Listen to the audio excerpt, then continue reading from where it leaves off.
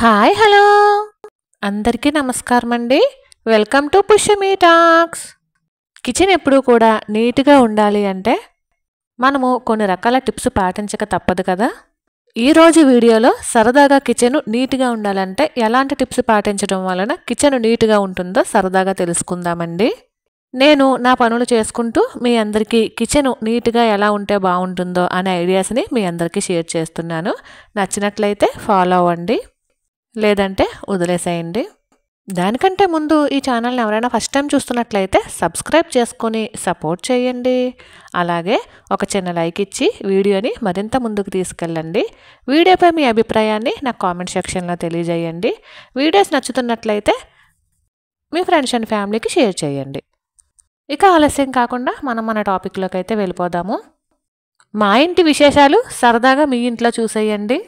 Kitchen ఎప్పుడైనా సరే నీట్గా ఉండాలంటే కిచెన్లో అనవసరపు వస్తువులు తీసేయాలండి. ఇది కంపల్సరీ గుర్తుపెట్టుకోవాల్సిన విషయమే. కంపల్సరీ ఇంట్లో ఉన్నటువంటి అంటే కిచెన్లో ఉన్నటువంటి అనవసరపు వస్తువుల్ని ఖచ్చితంగా తీసేయాలి. మనం వాడకుండా పక్కన పడేసి ఉన్నవి, ఎప్పుడో సంవత్సరానికో 2 సంవత్సరాలకో యూజ్ అయ్యేటటువంటి వస్తువులు, మనం పెళ్ళిళ్ళకి ఫంక్షన్లకి వెళ్ళొచ్చినప్పుడు చాలా రకాల గిఫ్ట్ ఆర్టికల్స్ అంటే కిచెన్కి సంబంధించిన వస్తువులు ఇస్తూ ఉంటారు కదండి. అవి మనం వాడుతున్నట్టయితే ఓకే, వాడకుండా అట్లా పక్కనే ఉంటే కనుక ఖచ్చితంగా వాటిని పడేసేయాలి. లేదా అవి నిజంగా ఎవరికైతే అవసరం ఉన్నాయో వాళ్ళకి ఇచ్చేయచ్చు. అప్పుడే ముందైతే మన కిచెన్ నీట్గా ఉంటుంది. కానీ మనకైతే ఆ వస్తువులు పడే బుద్ధి అవ్వదు. అలానే ఎవరికైనా ఇవ్వాలి అంటే అస్సలు మనసొప్పదు. దానివల్ల కిచెన్ ఖచ్చితంగా మెస్సీగానే ఉంటుంది. కాబట్టి ముందుగా గుర్తుంచుకోవాల్సిన విషయం ఏంటంటే కిచెన్ ఎప్పుడు నీట్గా ఉండాలి అంటే మనకి ఏ వస్తువులు అవసరమో అవి మాత్రమే మన కిచెన్లో ఉండాలన్నమాట. అంతేగాని చూసిందల్లా కొనేసుకొని కిచెన్ నిండా నింపేసామనుకోండి, కిచెను మెస్సీగా కనిపిస్తుంది. మనము వాటికి చాకరీ చేయలేక చాలా ఇబ్బంది పడాలి. పోనీ ఎవరికైనా ఇద్దామంటే బోల్డ్ రేట్లు పెట్టి కొనుక్కుంటాము, మనసొప్పదు. కాబట్టి ఎవరైనా సరే కిచెన్ నీట్గా ఉండాలి అంటే మనకి ఏం అవసరమో అంతవరకు మాత్రమే మన కిచెన్లో వస్తువులు ఉండేటట్లు చూసుకోవాలి. ఇది ఫస్ట్ టిప్ అనుకోండి. అలానే కిచెన్లో మనం గ్రాసరీస్ తెచ్చుకుంటూ ఉంటాం కదండి, వాటిని ఏదో 4-5 నెలలకు సరిపడగా తెచ్చుకోకుండా 1 నెల లేదా 2 నెలలు మన డబ్బాలు బట్టి మనకి డబ్బాలో ఎంత అయితే పడతాయో చూసుకుని దాన్ని బట్టి మనం గ్రాసరీస్ తెచ్చుకోవడం వలన కిచెన్ మెస్సీగా కనిపించదండి. చాలామంది ఏంటంటే ఆఫర్స్లో ఉన్నాయని చెప్పేసి ఎక్కువ తెచ్చేసుకుని ఇంటి నిండా పేర్చేస్తూ ఉంటారు. పోనీ అవి వాడతారా అంటే వాడరు. నిజానికి అన్ని వస్తువులు కూడా పడవు. తీరా చూసేసరికి వాటి మీద డేట్ అయిపోతూ ఉంటుంది. వాడదాము అని చెప్పేసి అనుకునేసరికి అప్పుడు ఆ వస్తువులను పడేస్తూ ఉంటాము. దానివల్ల కూడా కిచెన్ మెస్సీగానే కనిపిస్తూ ఉంటుంది. అలానే కూరగాయలు కూడా మనకి ఎంత అవసరమో అంతవరకునే తెచ్చుకోవాలి. లేదనుకోండి ఫ్రిడ్జ్ పట్టక ఫ్రిడ్జ్ మెస్సీగా తయారవుతుంది. ఇక ఈ మధ్యకాలం చాలామంది ఇళ్లల్లో ఏంటంటే రకరకాల ఆయిల్ కంటైనర్స్ అండి, రకరకాల మొక్కలు, ప్లాస్టిక్ మొక్కలు కూడా ఎక్కువగా పెట్టేస్తూ ఉన్నారు కిచెన్లోని. అది తప్పేమీ కాదనుకోండి. కాకపోతే కిచెన్ మెస్సీగా ఉండకూడదు అంటే ఇవన్నీ కూడా కొంచెం చూసుకుని సర్దుకోవాలండి. ఇక నేనైతే రేపటి టిఫిన్ కోసం పప్పు అయితే నానపోస్తున్నాను.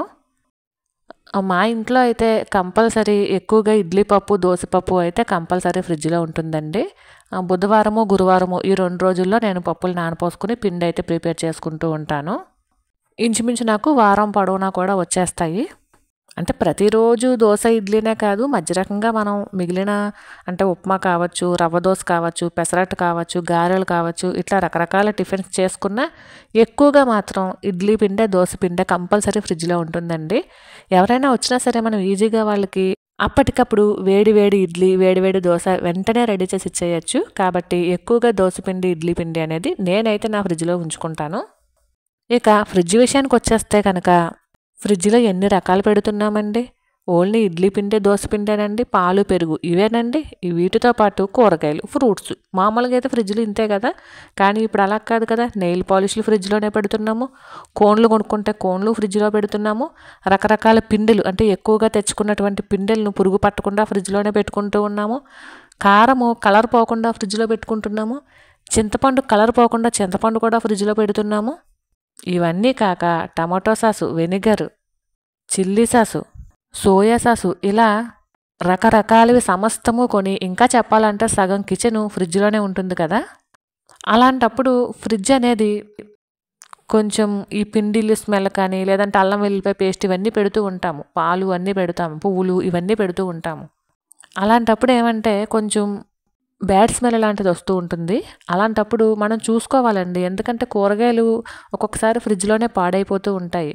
ఇంచుమించు మన ఇండియన్ ట్రెడిషనల్ కల్చర్ ఏంటంటే ఫ్రిడ్జ్ తలుపు తీస్తే 2, 3 వారాల క్రితం కూరలు కూడా ఫ్రిడ్జ్‌లోనే ఉంటాయి. అలాంటివేమీ లేకుండా చక్కగా చూసుకుని ముందే మనము పడేయాల్సినవి పడేయాలండి. ఇంక మరి తప్పదు. ఎందుకంటే ముందు రోజు కర్రీస్ తినలేని వాళ్ళే మరుసటి రోజు ఫ్రిడ్జ్‌లో పెడితే తింటారని మనం ఎలా అనుకుంటాము? మనకు నచ్చలేదు అంటే పడేయాలి. లేదు అంటే ఎవరికైనా తినే వాళ్ళకి ఇవ్వచ్చు. అంతేగాని 2, 3 రోజులు ఫ్రిడ్జ్‌లో పెట్టిన తర్వాత ఆ కర్రీని వాళ్ళకి తినమనిచ్చినా పాపం వాళ్ళైనా ఎలా తింటారు? కాబట్టి కొంచెం ఆలోచించి మనం ఇచ్చేది తినేవాళ్ళు ఉన్నారంటే అలా ఇవ్వచ్చు. లేదంటే పడేసేయడమే బెస్ట్ అండి. దానివలన ఫ్రిడ్జు మెస్సీగా ఉంటుందండి. అంతే అంతకన్నా ఏమీ కాదు. ఒక కర్రీని 2, 3 రోజుల పాటు ఫ్రిడ్జ్‌లో నిల్వ ఉంచేస్తే మరి మెస్సీగానే కనిపిస్తూ ఉంటుంది కదా! అలానే వంట చేసేటప్పుడు చాలాసార్లు ఇప్పుడు చూపించాను కదండీ! నాకు పాలైతే పొంగిపోయాయి మార్నింగ్. అలా పొంగినప్పుడు అంటే ఇది గ్లాస్ స్టవ్ కాబట్టి వెంటనే క్లీన్ చేయకూడదండి. మొత్తము స్టవ్ అంతా కొంచెం చల్లారిన తర్వాత అప్పుడు శుభ్రంగా క్లీన్ చేసుకోవాలి. లేదంటే ఇది గ్లాస్ స్టవ్ కాబట్టి పగిలే ఛాన్స్ అయితే ఉంటుంది. అదే స్టీల్ స్టవ్ అనుకోండి ఎప్పటికప్పుడు చక్కగా క్లీన్ చేసేసుకుంటే స్టవ్ కూడా నీట్‌గా ఉంటుంది. మనకి ముఖ్యంగా వంటగదిలోకి రాగానే ఎవరికైనా కనిపించేది ఏంటండి?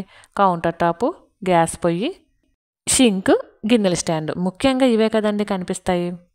కాబట్టి ముందు వాటిని క్లీన్ చేసుకోవాలన్నమాట. ఇప్పుడు వంట అయిపోగానే మనము ఎక్కడ వస్తువులు అక్కడ చక్కగా నీట్‌గా పెట్టేసుకోవాలి. తర్వాత వంట అయిపోయిన తర్వాత ఒకసారి అంట్లన్నీ కూడా నానబెట్టేసుకుని కౌంటర్ టాప్‌ని క్లీన్ చేసేసుకున్నాం అనుకోండి. అప్పుడు కొంచెం కిచెన్ ఒక రూప్‌లో ఉంటుంది. ఆ తర్వాత గ్యాస్ స్టవ్‌ని శుభ్రంగా క్లీన్ చేసుకున్నట్లయితే అప్పుడు కిచెన్ మెస్సీగా లేకుండా కొంచెం నీట్‌గా ఉంటుందన్నమాట. ఇక నేనైతే పప్పు రుబ్బేసుకున్నానండి.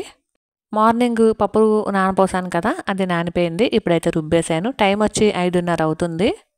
కిచెన్‌ని మనం రోజులో ఇంచుమించు 4, 5 సార్లైనా సరే క్లీన్ చేస్తూనే ఉంటామండి. వంట చేసినప్పుడు, వంట చేయబోయే ముందు, టిఫిన్‌లు చేసినప్పుడు, అలానే ఈవినింగ్ టీ టైంకి, మళ్ళీ నైట్ డిన్నర్‌కి ఇట్లాగా కిచెన్‌ని ఇంచుమించు 4, 5 సార్లు క్లీన్ చేస్తూనే ఉంటాము. అయినా సరే కిచెను ఎక్కడో ఒక చోట మెస్సీనే అవుతుంది. ఒక్కొక్కసారి ఎన్ని సార్లు చేసినా సరే ఇలానే ఉంటుంది అని చేయబుద్ధి కాదండి. ఇక అలా కాకుండా చక్కగా, నీట్‌గా ఒక క్రమ పద్ధతిలో మనం కనుక మన పనులను చేసుకున్నామనుకోండి కిచెను నీట్‌గా ఉంటుంది. మనకే అవస్థ ఉండదు. ఇప్పుడు చూసారండి పప్పు రుబ్బాను. వెంటనే వచ్చేసి పప్పు రుబ్బిన దాన్ని నానపోసాను. ఇప్పుడొచ్చేసి దీన్ని ఒకసారి తుడుస్తున్నాను. ఇలా ఎప్పటి పని అప్పుడు చేసుకుంటే కిచెను నీట్‌గా ఉంటుంది. వస్తువులు నీట్‌గా ఉంటాయి. మనకి ప్రశాంతంగా ఉంటుందండి. ఇక రుబ్బేసినటువంటి పప్పులోకి నూకైతే కలిపేసుకుంటున్నానండి. నూక కలిపేసుకుని ఫ్రిడ్జ్‌లో అయితే పెట్టేసుకుంటున్నాను. టైం వచ్చేసి 6 అవుతుందండి. సాయంత్రం మాటలు ఒక్కొక్కసారి ఆకాశం ఇలాగే కనిపిస్తూ ఉంటుంది. చూడడానికి చాలా అందంగా అనిపిస్తుందండి. సరే మీరు కూడా చూస్తారు అని వీడియో అయితే తీస్తున్నాను. ఇక ఈవినింగ్ స్నాక్స్ వచ్చేసరికి మార్నింగ్ రైస్ మిగిలిపోతే కొంచెం వామన్నం కింద తాలింపు పెట్టేశానండి. అవి కాకుండా రెగ్యులర్‌గా తీసుకునే స్నాక్సే. అలానే ప్రతిరోజు కూడా కుక్కలకి రైస్ వండి పెరుగు కలిపేసి పెడుతున్నాను కదండీ! పెరుగే కాదు ఏ కూర ఉంటే ఆ కూర వేసి కలిపినా సరే అవి తినేస్తున్నాయి. ఈరోజు మేము వామన్నం చేసుకున్నామండి. కానీ కుక్కలు వామన్నం తింటాయో లేవో అని చెప్పేసి వాటికంటూ మళ్ళీ స్పెషల్‌గా వండి పెరుగేసి కలిపేసి పెట్టామండి. 2 కవర్లతో పెట్టాము. ఇవి 2 వచ్చేసి తినేసొచ్చి పడుకున్నాయి. ఇంకోటైతే తింటుంది. మొన్నటి వరకు అయితే అదే పేపర్ ప్లేట్స్ ఉంటాయి కదా! అందులో పెట్టేవాళ్ళము. అవి అయిపోయినాయండి. మళ్ళీ తేవాలి బయటికెళ్ళినప్పుడు. ప్రస్తుతానికి కవర్‌ని చింపి అందులోనే అన్నం పెట్టేస్తే తినేస్తున్నాయండి. ఇవి మళ్ళా మార్నింగ్ తీసేసి డస్ట్‌బిన్‌లో అయితే వేసేస్తున్నాము. కవర్లని అలాగే వదిలేయట్లేదండి. మరైతే ఇదేనండి ఇవాల్టి వీడియో. ఈ వీడియో మీకు నచ్చినట్లయితే please like, share and subscribe.